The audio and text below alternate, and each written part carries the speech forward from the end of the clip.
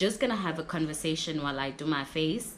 And like I said, the conversation is basically aimed to people who are going through experiences. Some you may not understand, some you may. So I want us to share like our experiences, and you never know, maybe someone out there is waiting for that one sentence that you believe in that can uplift them or be their motto for like the year or something.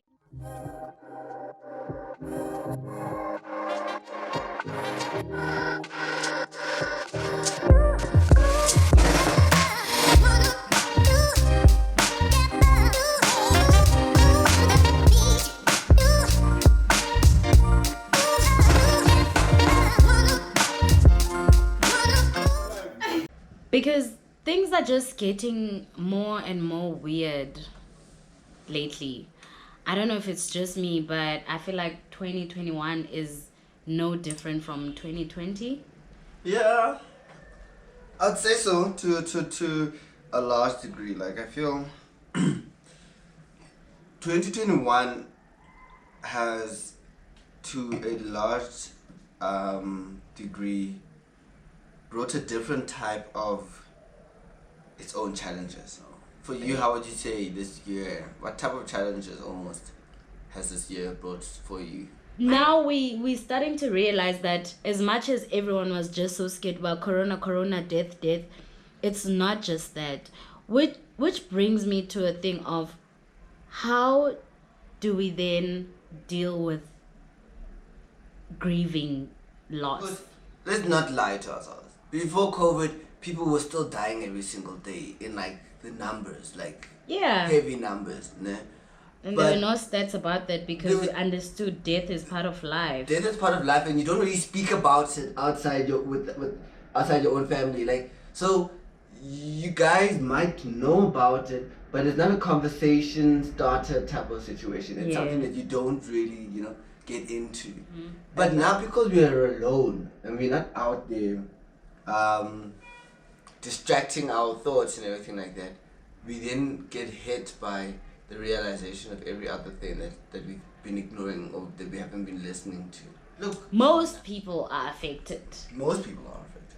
And like you said, it goes back to that thing of you are now chilling at home with all your demons, and you have to face them.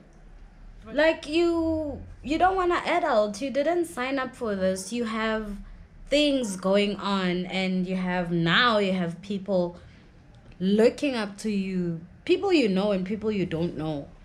And I don't want to say you have no one to talk to, but there are legit people out there who have no one to talk to, and that leads to depression. Isolation just can lead to depression. Some people are chilling with these dark thoughts, their dark side, and they don't know how to fight it. And you know how depression can be. You can just literally wake up and already you're waking up tired. You don't know why you're tired, but you are tired, and you just don't want to talk to anybody, and already you just want your day to end, which leads to you not being productive. You not being productive means no work coming in. So So you like just continuing that cycle. it's just that cycle over and over again. And there's those people who just live on the internet, Yeah. and people have been fighting depression for the longest time, but at least you can go out and see, this person that I saw looking like this is actually like this in person. Now everyone has this identity that they created, either real or fake, and that's what they're gonna put on social media. Some people will feel like that's putting pressure on them, because I would hear people actually, yo, uzibani uthenga imoto, ntoni, yo, I'm not working enough. it's more difficult for most people to stick in their lines and have faith. But okay, if I can do A, B, and C, then A, B, and C is gonna be my results or whatnot. But as we said, depression will talk you out of your self motivation. No, definitely, definitely. You know, and I think that also becomes such a weird thing when it comes to, for example, the depression of now is people that you feel like maybe you can talk to become it almost feels like they're talking the talk but they're not walking the walk themselves. Explain. So in regard to say that some people you will talk to them and obviously they will try to be motivational trying to motivate you, sorry. They will try to motivate you and everything like that. And then now imagine those people go back home only to realize that, hey, technically I'm actually in the exact same position, eh? Okay. I'm in the exact same position, and as much as I'm giving this advice, you know, I'm giving it because I'm hoping it'll work for them. All we are doing, as you're saying, because we're sitting at home going through the internet, is listening to somebody else, listening to somebody else, listening to somebody else. But we don't realize that also the worst thing about, or not even the worst thing, the thing about most people's advice is it's given because of their personal experience, maybe. Okay, going back to that topic of loss and depression and advices, how do you deal with that? Because I found myself now when I was dealing with loss, I didn't know how to take it or how to help myself heal. And then when a friend of mine lost his grandma, I knew what to say to him. I knew how to some extent, I was telling him things that I wish I could have heard. That you could, or things that I heard that helped me. So when it comes to advice, for instance,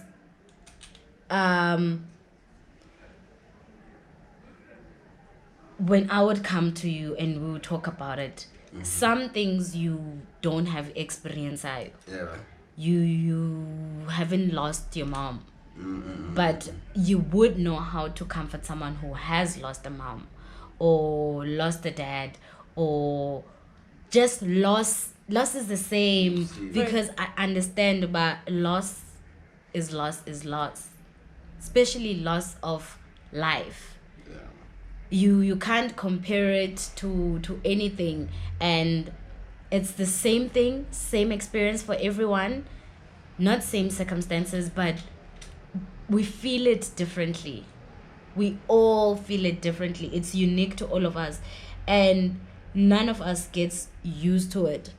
And if you remember the beginning of the video, I was like, we now have to be accustomed and get used to loss. It's like the only guarantee of life. But as much as we know, you're gonna go in, you're gonna exit, we can't get used to it. You can't get used to it. I think also, and there's still no methods on how to successfully grieve and move past that. I think that's the whole point of it, though. You know, I feel like in terms of, you know, going to what you're saying at the beginning of the video as well, more than just this being anything else, but like almost a conversation started to how to, at the end of the day, you must realize more than anything, people that achieve things that seemed impossible at first do so by doing things differently from what they have been told or see in their life. Né? And so when it comes to, for example, your grief and your loss and everything like that, sometimes what also helps there is understanding that this was done so that you learn from experience, not from what is being taught to you. You know? Because in life, that's what life is. Life is a constant experience. Generally, that's what it is, you know? You experience love, you experience loss, you experience happiness, you experience, like, it literally is an experience. It's one of those things that at the end of the day, what makes it so precious is that it is time. This experience has an ending.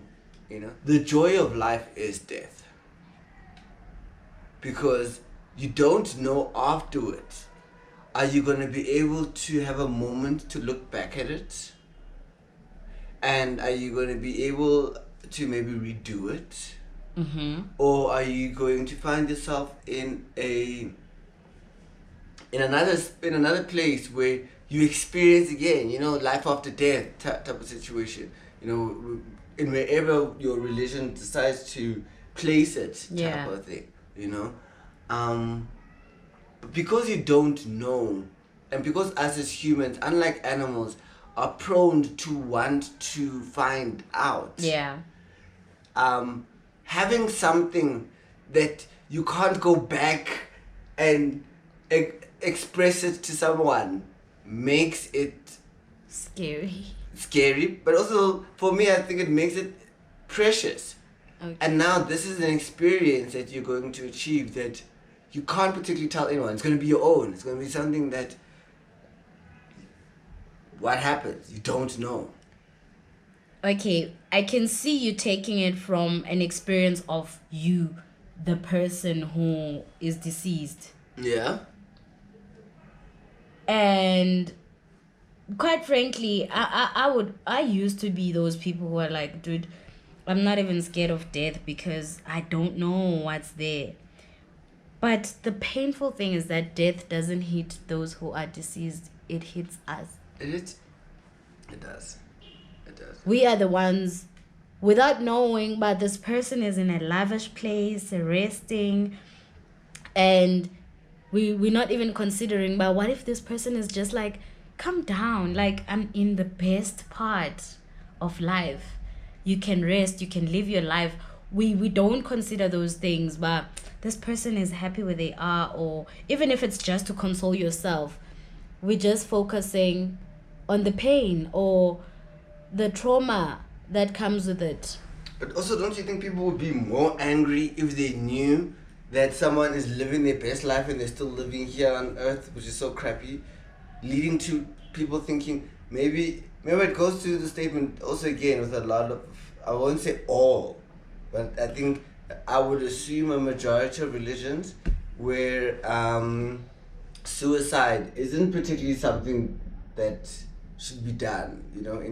In committing suicide, you basically taking away your opportunity to the afterlife, ne? Okay. But now imagine, let's say, two good friends, right? But that live in the worst situations.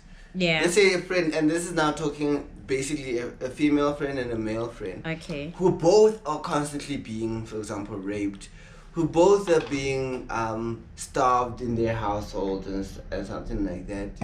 The one dies after you guys, for example, make the promise that, don't worry, we're gonna make it out together. We're gonna do this and we're gonna live life.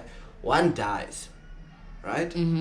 And the one that's left gets to find out that this person is finally not going through all of this. Yes, you're happy that he's not going through all of it, or she's not going through all of it, but you still are. How many, there is obviously not even how many, but there will be a percentage of people that are going to be jealous of that mere fact. That why did you get to die first? Why was it you that was given the opportunity now to live a good life, and now I have another 10, 15 years of this horrible life that's still here type of situation? Yeah. So yes, but as you say, without even knowing all of that, the person now is more grieved at the fact that they're alone. Yes, I was gonna come to that point. It's not about, when you're grieving, you don't consider those things. You're just like, oh my God, you promised to stay with me. Yes. We promised to make it through here together, because we don't even know what the other life has in store for us. So at least I still had you. I still had that one person I can still dream this life thing away with. Yabona. Now I'm all alone. I would rather we both die or we both live. I think that's like the first human instinct. Is it a good instinct? Not necessarily. I wouldn't necessarily say it's a good instinct, but it's like losing a pillar. Yes, definitely.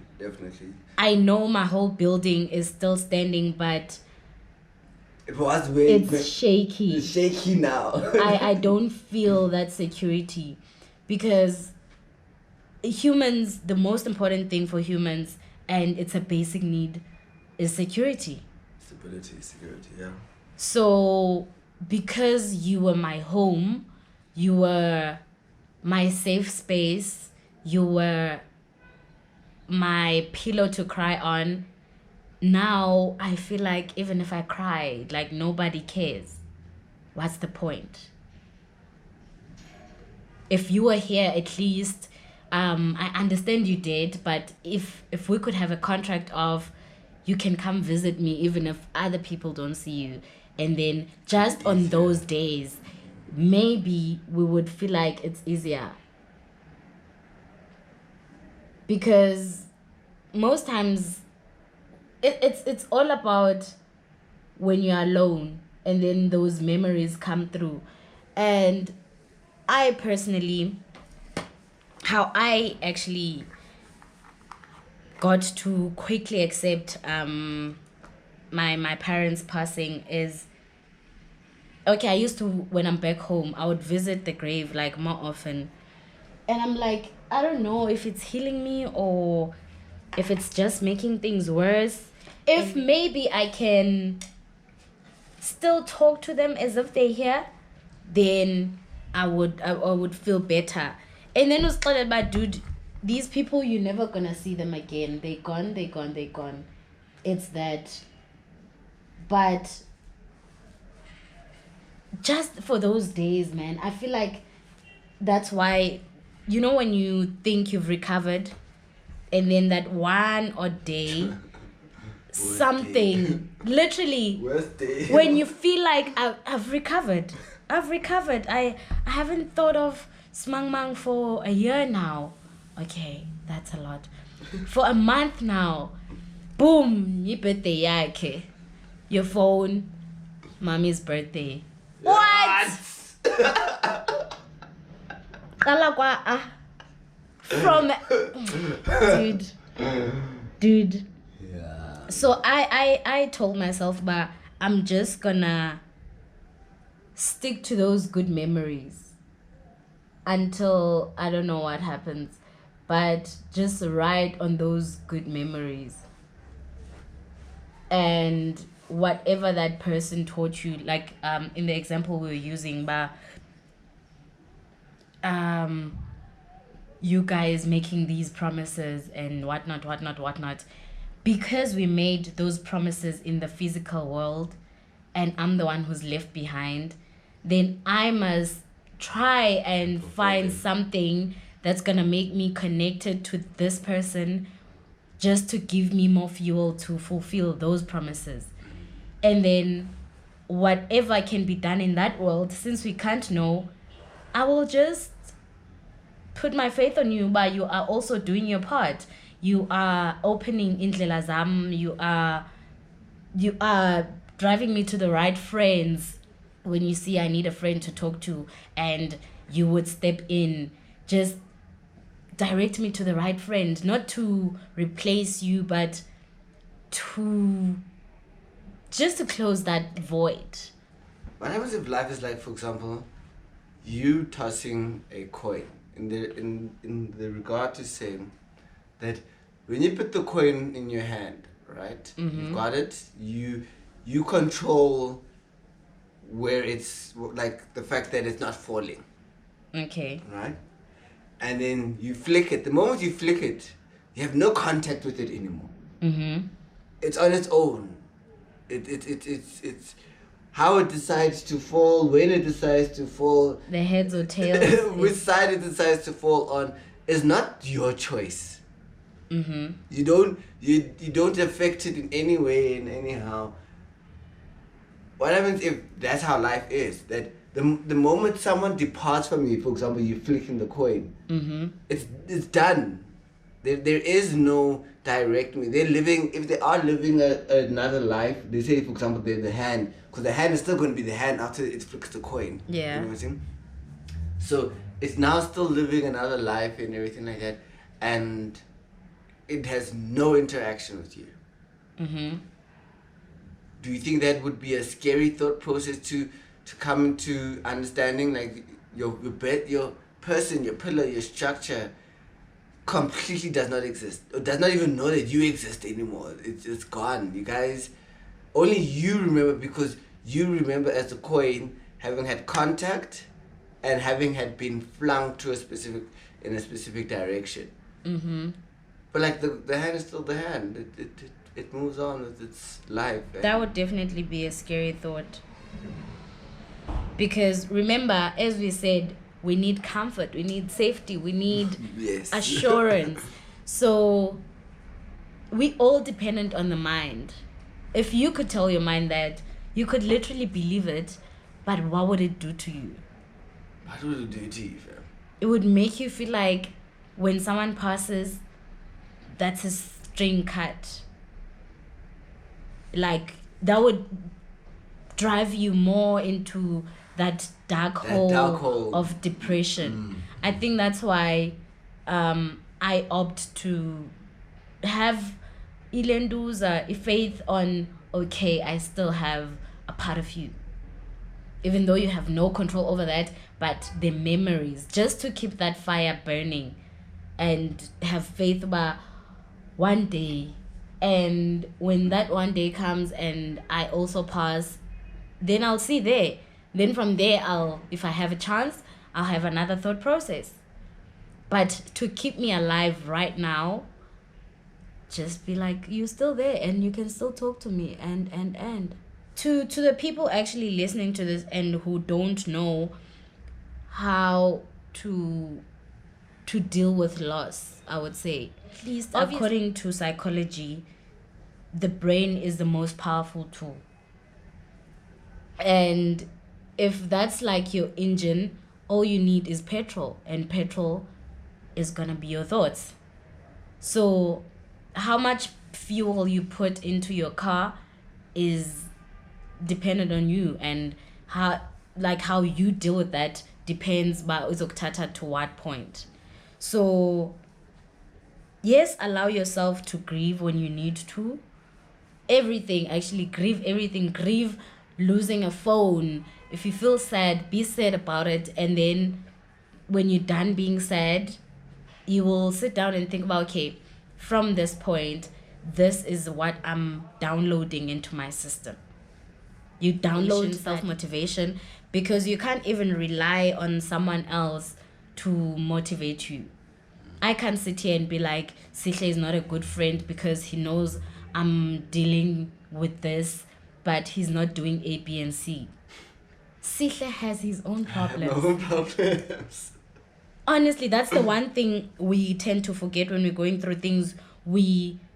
Back to the depression thing. Depression will make you feel like no one cares about you. Even when someone is busy hugging you, depression will tell you otherwise.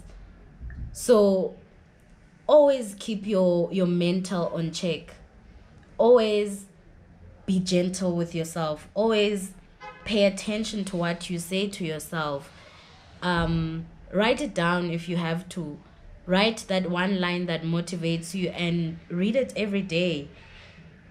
As soon as your brain catches up to that after a couple of days, maybe 12 plus days, you start believing it. And when you believe it, you can't change, and no one else can change your mind about it.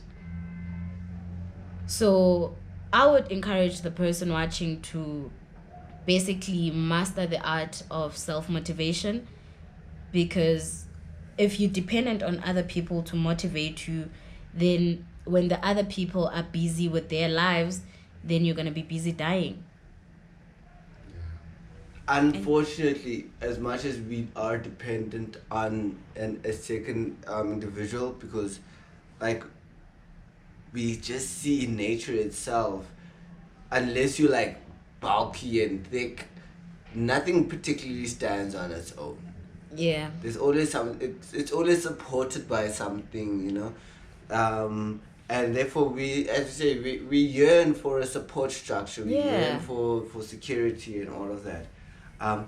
But you must never misunderstand that as much as you might be part of a system within the support structure, because you could be supporting someone else whilst you're being supported as well, you are still yourself. Yeah. You still need to consider, and you still need to look after yourself, because if you're going to be a support structure, or you're going to want someone to support you, you need to be strong yourself. Because it's like the saying goes, one weak link in it, one weak link will break the whole chain type of situation. So you need to also look after yourself. You need to take into consideration that if you are going through something, the likelihood is that another person is possible of going through the exact same.